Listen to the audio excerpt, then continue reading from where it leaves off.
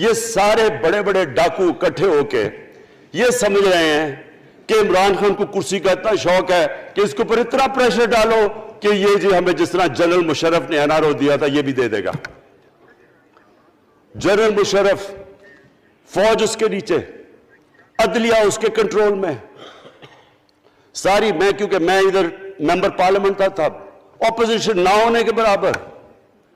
जो ऑपोजिशन के अंदर जो मेन आदमी था फजल रहमान, वो उसके साथ मिला हुआ था, वो 2 नंबर हमेशा से था, राइट।